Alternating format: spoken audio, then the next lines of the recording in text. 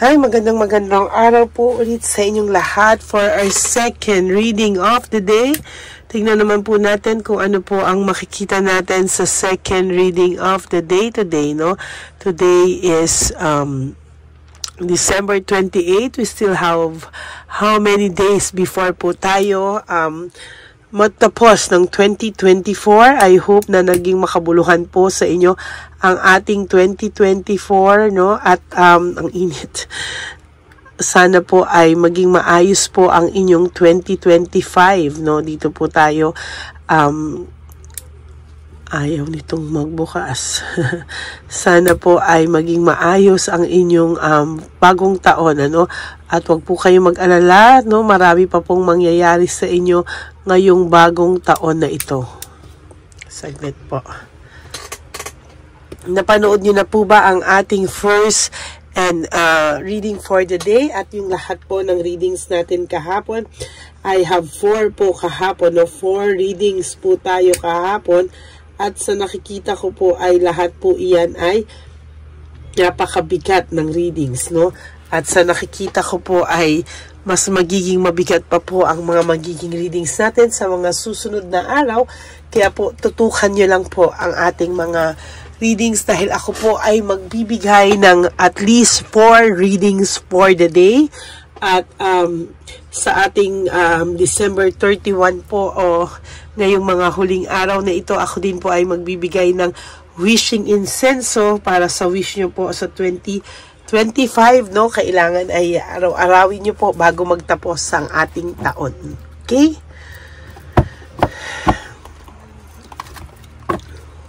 Tingnan po natin ano po ang makikita natin sa reading of the day today for second reading po natin. Sana po ay napanood nyo na po yung first, second, and third reading, no, kahapon.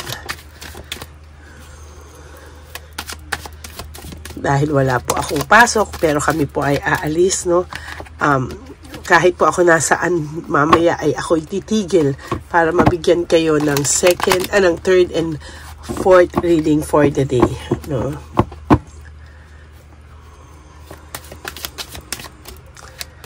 Yan, tignan po natin kung ano po ang makikita natin ngayon sa ating second reading of the day. Okay. 1, 2,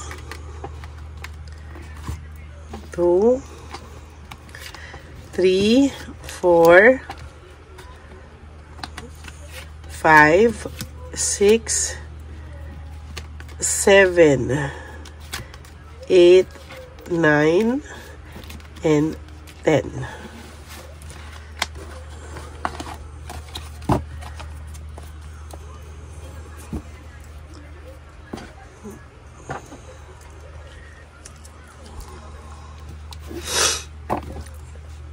Okay, tingnan po natin ang ating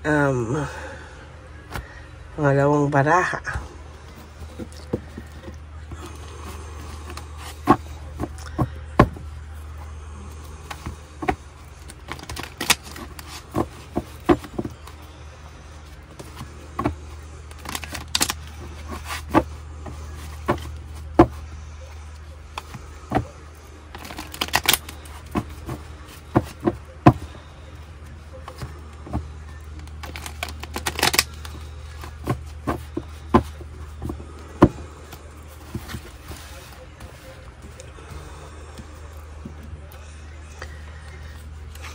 One, 2, 3, 4, 5, 6, 7, 8, 9, and 10. Okay. Huwag niyo pong i-skip to, ha. Dito po tayo kumukuha ng energy para sa ating mga general reading, no? Para part of this reading, makaresonate po kayo.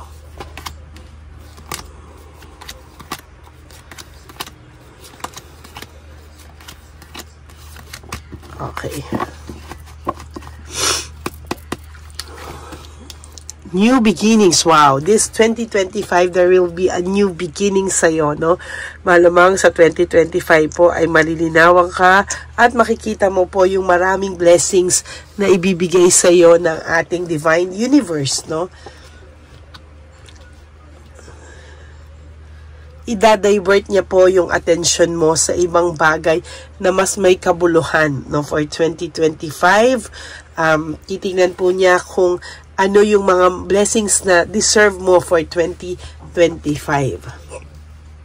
Pero ang tao nyo po ay mananatiling may fear and confusion, no? As a matter of fact, talagang ay, marami po sa kanyang karmang mangyayari o ibabalik sa kanya na tipong siya ay parang sukong-suko na or overwhelming yung mga problemang darating sa kanya. Oh my God, for 2025, karma po ang regalo sa kanya ng bagong taon. My God! Ay, naku, nakakalungkot, no? Pero, yan. Isang malaking karma ang regalo sa kanya ngayong 2025. Yan, karma ang regalo sa kanya ngayong 2025. Lalo bibigat ang dala niya.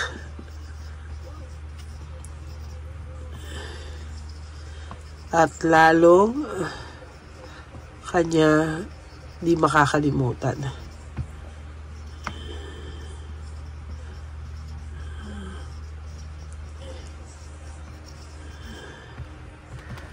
So, ngayong 2025, karma ang regalo sa kanya, no? Karma ang regalo sa kanya ngayong 2025, lalong bibigat ang dala-dala niya at lalo kanyang hindi makakalimutan. Ay, naku po, ang sakit no? Ngayon po siya ngayon ay kailangan niyang magpakasipag at lahat ng responsibilidad ay kanya na pong dadalhin-dalhin, ano? Hindi niya po yan maiiwasan. Talagang maghihirap po siya sa buhay niya ngayong 2025. Talagang yung bigat po ng pakiramdam niya ay talagang gagamitin at gagamitin pabalik sa kanya ng Divine Universe lahat po ng ginawa niya sa'yo. Oh, ayan. There is fear, sadness, and loneliness, no? Mabigat po ang pasok sa kanya at yung mga tao na pilit pa rin ipapakita na ito ay masaya, ito ay talagang ito ay masaya, ito daw ay nakamove on na sa'yo, masaya na siya. Hindi po totoo. This 2025, lalo po siya makakaramdam ng takot, fear, sadness, and loneliness sa kanyang puso, no? Hindi po yan matatahimik. Ikaw po ay magkakaroon ka ng surprise, no? Meron po ikaw makikilala, this will be a happy surprise dreamer, no? Ibig sabihin, ikaw po ay madadivert ang attention mo at malamang ikaw ay magiging masaya for 2025. Mananatiling may insecurity sa'yo ang taong naggagalaiti sa'yo, or maybe the third party ay hindi magiging masaya kung ano man ang sayang mararamdaman mo, no? So, totoo lang, lack of direction, no? Ang taong ito po ngayon ay may lack of direction. Hindi niya po alam kung ano po ang kanyang patutunguhan, no? There is this lack of direction. Ito po ay may confusion, no right choice, confused, at talagang takot na takot ito sa mga pwedeng mangyari sa buhay niya ngayon. Alam niya na yung choices niya sa buhay ay hindi tama at alam niya na ang taong ito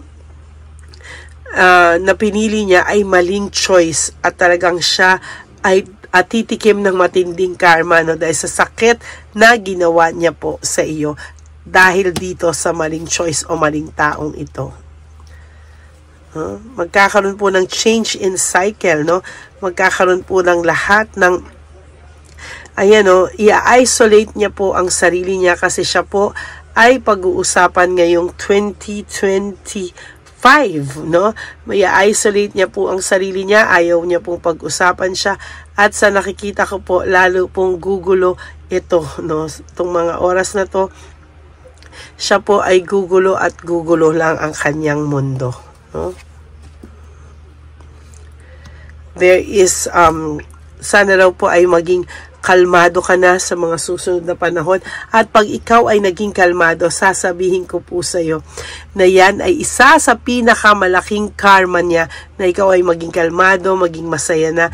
Hindi niya po matatanggap pag ikaw ay naging masaya. Dahil ang tao pong ito, kalungkutan niya po ang kasiyahan mo. Dahil ang gusto niya pong kasiyahan mo hanggang ngayon ay siya lang.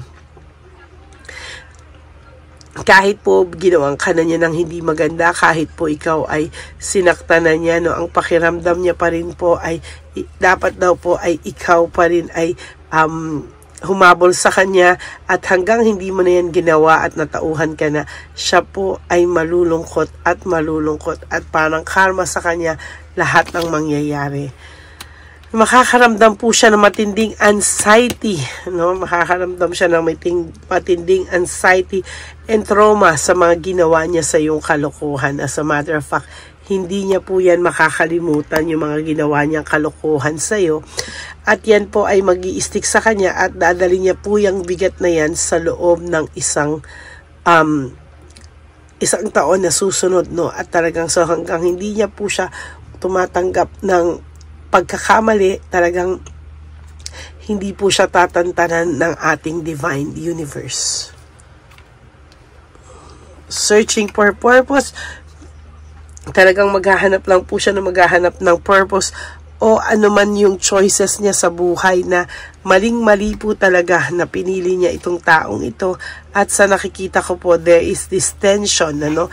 Talagang mag-aaway at mag-aaway sila ng kanyang third party, dahil po makikita po talaga ng third party na ikaw pa rin ang mahal nito. At hindi mawawala sa isipan nitong taong to ang pinagsamahan nyo na para sa kanya ay worth keeping, no? Aalalahanin niya po yun ang aalalahanin, at hindi niya po yan pababayaan sa mga susunod pang araw. Ikaw po ay mag-focus daw sa buhay mo, dahil marami ka pong blessings for 2025, no? Ang tao pong ito ay talagang natukso lamang, no? Natukso lang daw siya. Hindi niya daw sinasadya. You know, it is always a choice. Cheating is a choice, no? Kaya yan po ay sinasabi niya sa'yo, intindihin mo daw siya. Hindi niya daw ginustong at matukso. There is this emptiness, and talagang matindi po ang dadanasin nitong taong to sa mga susunod na araw o buwan sa buhay niya, no? Lalo na po sa pagpasok ng bagong taon, ito pong taong to ay lalong mahihirapan. Talagang mahihirapan siya, at makakaramdam siya na lahat ng yan ay wala pong mangyayari sa lahat ng yan, at lahat po ng gusto niyang gawin ay baliwala po, sa totoo lang po, no? Mawawalan siya ng gana, motivation sa lahat, at talagang magkakaroon siya ng matinding karma for 2025. Ay, nako. So, yan po, oh. Tingnan nyo, sa nakikita nyo po yan, oh. Talagang wala po siyang motivation talaga, at hindi po yan talaga matatahimik. Nako, sa nakikita ko po talaga, sa buong cards nyo po ito, hindi po siya matatahimik for 2025. Ano yan, no? So, ayan po ang nakikita ko for 2025. So, sana po ay huwag kayong madala, huwag po kayong malungkot, no? For 2025, siya po ang dapat malungkot at hindi kayo. Okay, that is your second reading for the day, no? Karma ang regalo sa kanya ng 2025, lalo pong bibigat ang kanyang pakiramdam, at lalong hindi ka po makakalimutan ng taong ito. Maraming salamat po sa lahat sa inyo, and for those of you who would like to have a private reading with me, you can message me po at Ladyly Elena, that's L-A-D-Y-L-Y Elena. Nasa dulong-dulo po yan ng ating video. Yan po ang aking official and only legit FB account.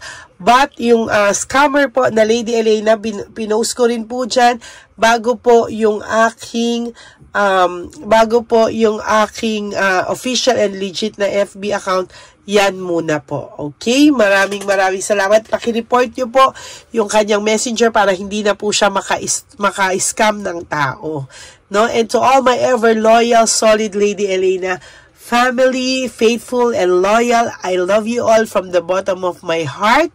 And thank you so much po for all the support, for not skipping ads. Maraming salamat po sa inyong lahat. And maraming pong salamat sa isang buong taon na tayo ay nagsama-sama. Huwag po kayong mag-alala until 2025 and 2026, 2027, and etc. Hanggang buhay po ako, I will give you a private and personal reading kapag ako ay talagang everyday, kahit ako ay nasaan, bibigyan ko po kayo ng reading of the day. Okay? Maraming salamat po sa inyong lahat. And of course, ang lagi ko pong paalala sa inyo is that you have to live one day at a time, no? Do 3 things that will make you happy for today. Prioritize yourself, be grateful, love yourself, because self-love is still the best love of all. Bonus na lang po kapag may nagmahal sa inyo ng totoo. Pero as long as, tandaan niyo po to ha, as long as kayo po ay nagmamahal sa inyong sarili, wala pong makakasira sa inyo. No? Maraming salamat po sa pagmamahal at tiwala nyo sa akin, at talagang kahit ano po mangyari, hindi ko rin po kayo pababayaan. Lagi nyo lang din po iisipin, tuwing nalulungkot kayo, na life is so short, don't make it shorter by stressing yourself from all the pains and heartaches na binigay sa inyo ng kahapon. Just surrender everything to the divine universe and just let go and let God write your life and love story. Ako po ay magbabalik para sa ating 3rd reading and 4th reading of the day today. No, for the meantime, kayo muna po ay mag-enjoy. Kumain ng inyong mga handa, no? At talagang wag po kayong malulungkot at hindi ko po kayo iiwanan. Maraming salamat po sa inyo, and we are now approaching 17,000 subscribers. Yay! Maraming salamat po. One day, magugulat na lang po kayo, no, na tayo po ay meron ng silver button, no? So, maraming salamat po sa inyong lahat, and God bless you all. At ang doon po sa gusto magbigay ng mga super thanks, I would really appreciate that and love that from the bottom of my heart, dahil tayo po ay nag-iipon na po sa ating One Love a Day sa March, no? At maraming salamat po sa inyong lahat, sa lahat ng suporta nyo. I-pray nyo rin po ako, no, na sana po ay mas maging maganda pa po ang ating health, wala tayong sakit, lahat tayo, para tuloy-tuloy lang po ang ating pagtulong sa tao. Maraming salamat po, and may God bless you all. And I will be back for our 3rd and 4th reading for the day. Bye! Magandang gabi po ulit sa inyong lahat. Ako po ay muling nagpapaalala sa inyo na mayroon pong lumalabas sa FB at Messenger account na fake account po, no, nang hihingi po ng $25 through PayPal, at hindi po yan totoo. Huwag po kayong maniwala dyan. At pag sinabi mo po na gusto ko pong marinig ang boses nyo or makita kayo, ang sasabihin po ay magbibigay kami ng link, buksan mo yan, at pagkatapos ay makikita mo ako. Huwag po kayong maniniwala dahil yan po ay hindi totoo. Yan po ay isang malaking scam na pag binuksan nyo po ay mahahack po lahat sa inyo. Mahahack po ang inyong mga personal details. Lahat ay mahahack. Ako po ay nalulungkot na ito po ay nangyari, ngunit sa talagang may mga tao pong masasama at may mga tao po talagang hindi makatiis na hindi gumawa ng masama sa ibang tao. Pero maging aware po sana kayo, tulungan nyo po ako, i-report po natin yung fake na yan at sa FB para siya po ay mawala na at wala na po siyang mabiktima pa, no? Nandyan po lahat ng details, at maraming salamat po sa inyong lahat. Maraming salamat po sa inyong lahat, at mag-iingat po kayo.